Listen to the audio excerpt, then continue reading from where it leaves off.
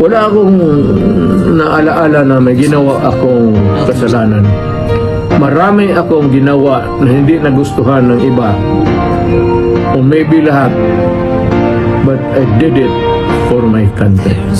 Hindi ako yumaman. Wala akong nakuha. Pobre pa rin ako.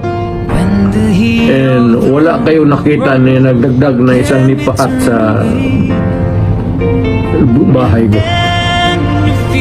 Wala kayong nakita na bagong putsi. Wala kayong nakita mo ito. Katagal na itong panalangin ng ako ko. Tok may sulong ito. Kasi ayaw ko rin na gumastos yung hirap rin yung hindi naman hindi kami pinagbigyan ng swerte sa buhay ng pamilya ko. Pati mga anak ko financially hindi that pretty hard, but we cannot afford the extra things in life. Kung hindi ako mapasok, hindi talaga ito makita ng Disneyland itong daughter ko. Tagal niya hinihingi yan sa tatay pati nanay, sabi lang bukas. At tanong-tanong ako, prangka-prangka. Hindi naman sabihin daw na wala silang pera, meron, pero it's not the right time to be spending. So maniwala ako kasi kayong taga Davao, kilala naman ninyo kami, ako mismo. Okay, Alam ninyo yan.